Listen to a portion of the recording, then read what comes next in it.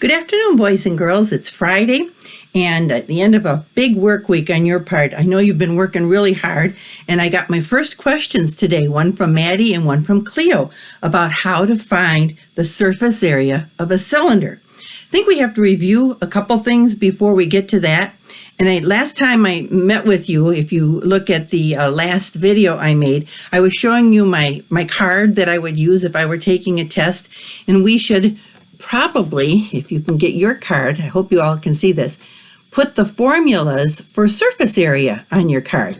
Don't worry about this just yet, the Pythagorean theorem. But the surface area of a rectangular prism is nothing more than taking the top face and the bottom face, the right face and the left face, the front face and the back face, those total combined areas added together.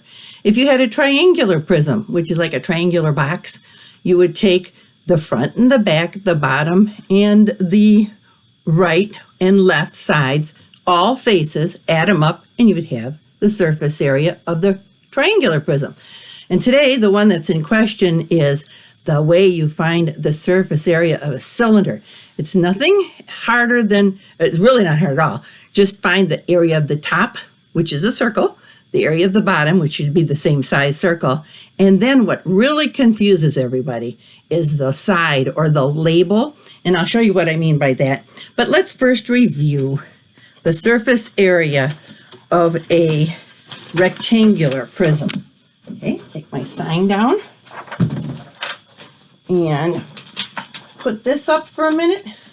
Maybe I can make it a little bit higher so you can see that. You have to bear with me. I don't have a smart board.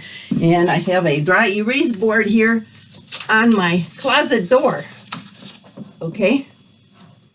There we go. I just was searching around the house for something that would look like a rectangular prism and found this little gold box.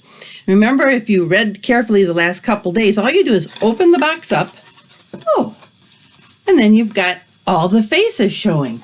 You've got a top face, a bottom face, a front and a back face, and two sides, depending on how you look at it. But you'll notice there are 4 large rectangular faces, and then the sides are smaller. You put the box back together, you can see it like that.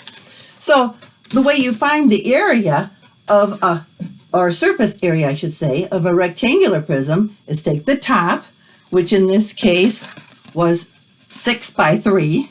6 times 3, remember a formula for areas, length times width, is 18.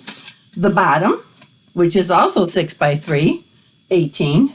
The front of this box, the face is 6 times 2, which is 12. The back is 2 times 6, or 6 times 2, which is 12. And the little sides are 3 times 2. So therefore, they each equal 6 inches.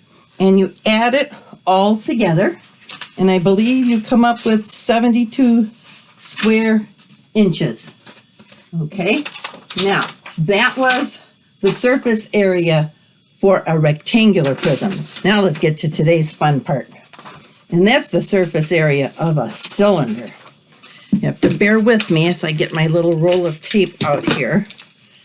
Put this up on the board, or my board for you. Okay. I made a can. I went searching around the house for an old coffee can, and I put a label on it. Okay. And I think I left the top downstairs, but I measured across the top, and I found out that it was a total of 6 inches in diameter. Okay. So let's just put, this was 6 inches all the way across. Okay. So if I'm going to find the area of the top, I would use the formula for area of a circle, because that's a circle. 3.14, which is pi, times r squared. Now, remember what r is, half of the diameter. So I would take half of 6, which is 3, and 3 squared is 9, okay? 3.14 times 9 is approximately 28.26 square inches. Now, remember, we're using pi. That's one of those irrational numbers, so it's an approximate answer. Now, if the top of the can is going to be 28.26 square inches, you'd expect the bottom to be the same. So we're done with that part, the top and the bottom. Now, the label is where everybody kind of gets confused on. Not always, but today we can take the label off. Ooh, how cool is this, huh? And what we find out is it's really a rectangle, isn't it? And what's the formula for area of a rectangle? Length times width. So if I take the length of 19 times 5, I get approximately 95 inches, or square inches, I should say, for the area of this label, okay? Now, all you would do is add up the areas. Let me get my little next piece of paper here for you. Okay, so then you'd add up the 28.26, which is the surface area of the top, plus 28.26, which is the surface area of the bottom, 28.26, yep. And then this label that I just created, 95, approximately 95 inches, and I would come up with an approximate surface area of 151.52 square inches. Now let me just move this over here for a moment, okay? You'll still agree with me that well, I'll leave that circle up there for you. The problem comes in when you can't take the label off, right? In your book, you'll see problems where they just show you measurements, and you have to know what to do with these things. When you can't take the label off, you use this formula for the label. Okay, we're going to do the same problem using this formula for the label. Because in most cases in your book, they give you maybe the diameter and the height of the can, the cylinder, and you can't open it up to find out what the label would total. Now, in the case of our little can here, okay, we're still going to use the formula pi times diameter. Now, what is pi times diameter? Okay, pi times diameter, remember, is the formula for circumference. If I take my label, now remember this was on the can, and open it up, this top line is the circumference. Now let that sink in for a minute. Here's my label on my can, but in my can I can take it off.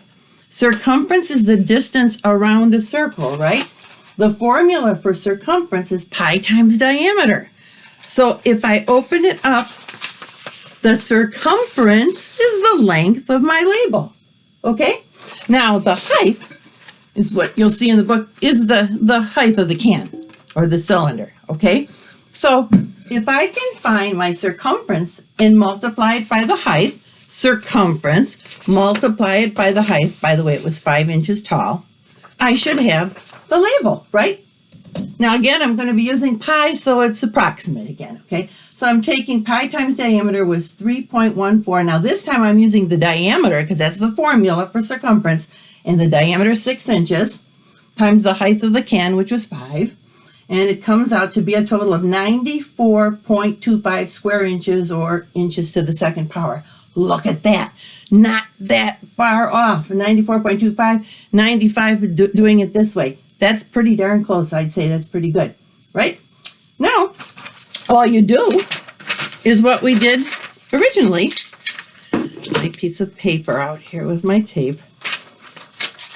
I'm going to take that top again, which is 28.26, plus the bottom, 28.26. Now I'm going to add my label made with this formula, because this is the formula I use when I can't take the label off, 94.25, and I get approximately 150.77 for my total surface area of the cylinder. Look at that, 151.52, 150, so it's approximately 151 square inches. I hope that made sense.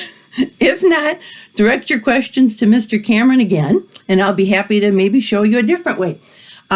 If there are any other questions, feel free to email directly to, and I'll make another video and see if I can clarify things for you.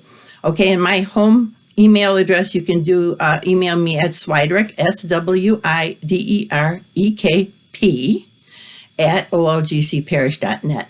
Okay, so don't let this confuse you. Remember, you got to have the recipe. Once you have the recipe or the proper formulas, you can do anything in math, okay? Always start with the formulas that you need, and you can't go wrong. Okay, hope to see you again soon. Take care and enjoy the weekend. Bye-bye now.